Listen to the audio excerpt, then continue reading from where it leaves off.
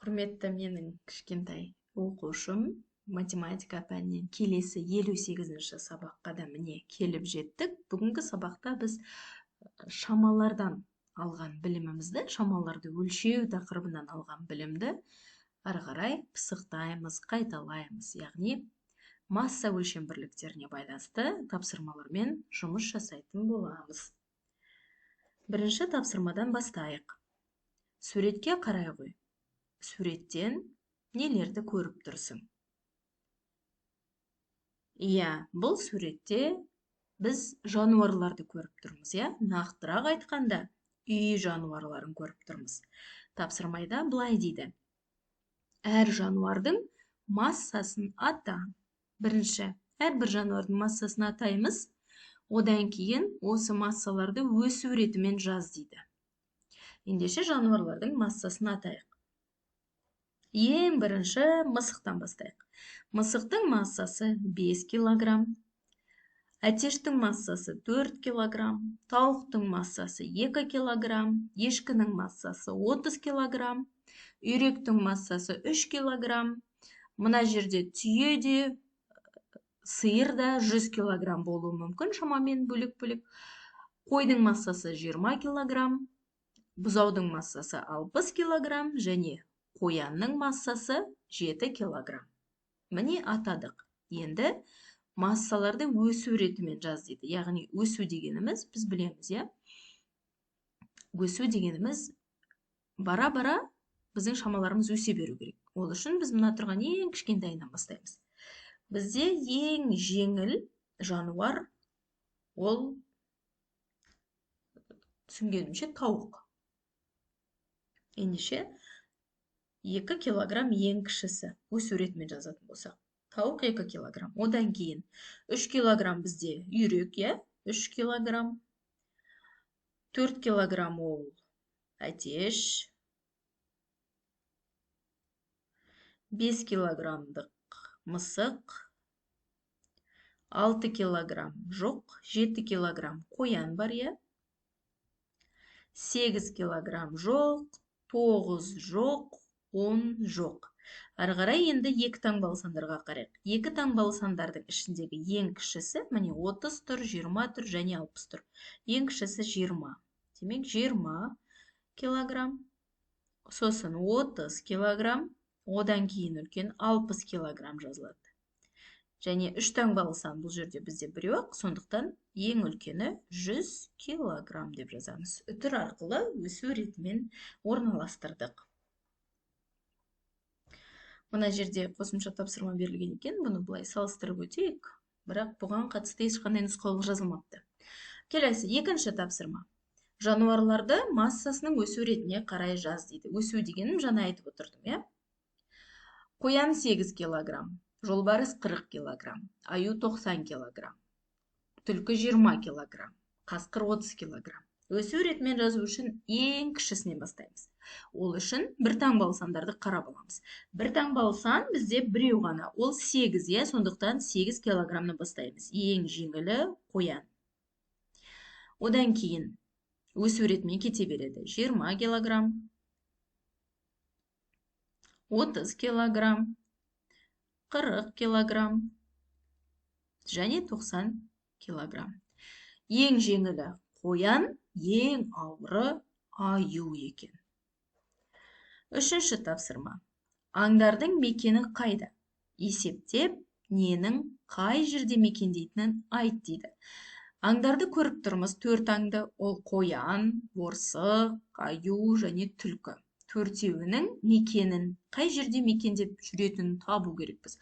Ол үшін бірінші аңдардың астыңғы төменгі жағында берілген өрнектердің мәнін тауып алайық. 2 килограмм мен 6 килограммның қосындысы 8 килограммға тең. 100 килограмм мен 10 килограммның айырмасы 90 килограммға тең. 7 килограмм мен 3 килограммның қосындысы 10 килограммға тең. 10 килограмм мен 10 килограммның қосындысы 20 килограммға тең. Міне есептедік. Енді әр суреттің астындағы есептеулерді тағы да орындап алайық. Мында 20 килограмм мен 40 килограмм мен 20 килограммның айырмасы 20 килограммға тең. Екінші суретте 50 килограмм мен 40 килограммның айырмасы 10 килограммға тең. Үшінші суретте 10 килограмм мен 2 килограммның айырмасы 8 килограммға тең. Және төртінші суретте 50 килограмм мен 40 килограммның қосындысы 90 килограммға тең. Енді мәндері бірдей шыққандарды сәйкестендірейік. Сонымен, қоянда 8 килограмм шықты. Демек, қоянның мекені міне. Яғни ол орманды, даланы мекендейді. Мында да 8 шықты. Мында да 8 шықты. Аюда 90 килограмм шықты. Аюдың апаны демек міне екен. Өйткені мында 90 шықты, және мында да 90 шықты. Одан кейін борсық. Борсықтың мекені дәл өзінің жанында тұр. Міне. Өйткені мында да 10 шықты, мында да 10 шықты. Және түлкінің іні 20 шығып тұр. Оныкі ең бірінші суретте шыршаның жанында орналасқан. Міне, былай алып барайын. Міне түлкінің іні, өйткені бұнда 20 да 20 шықты. Міне, есептеу арқылы қай аңның қай жерді мекендейтінін таптық. Соңғы тапсырма математикалық ребустар, сандарды тап дейді.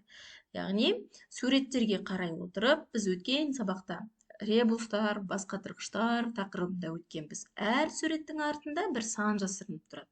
Оны табу үшін біз белгілі сандарға назар аударамыз. Яғни, өзіміздің байқампаздығымызды қосамыз. Былай дейді, ешкінің массасына қойдың массасын қосқанда екеуі 70-ке тең болады дейді. 70 ол қандай екі санның қосындысы? Ол 30 мен 40-тың қосындысы.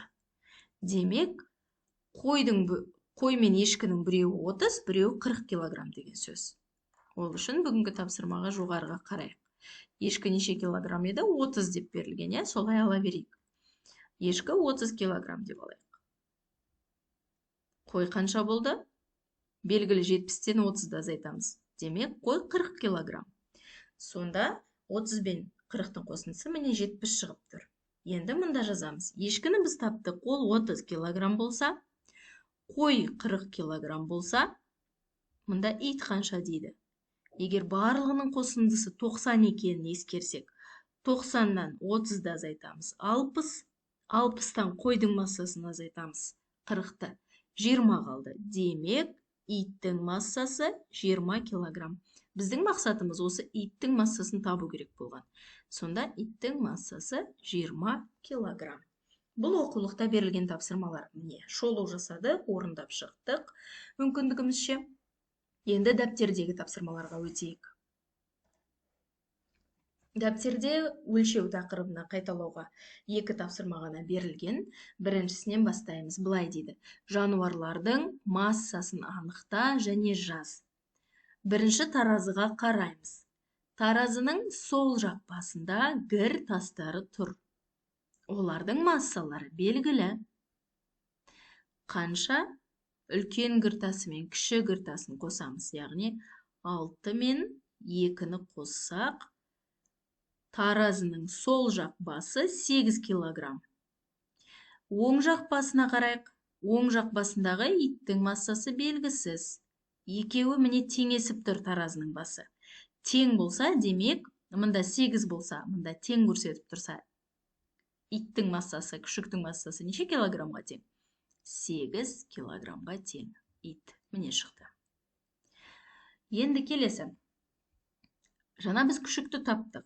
Күшіктің массасы 8 килограмм екенін біз ескерсек, таразының оң жақ басы шықты. Қанша килограмм екені массасы? 8-ге 2 килограммдық гіртасын қосамыз. Сонда таразының оң жақ басы, мына жағы, жалпы 10 килограммдық массаны құрап тұр. Қараймыз, таразының басы тең болып тұрса, лақтың массасы неше килограмм болғаны? Лақтың массасы 10 килограмм болғаны.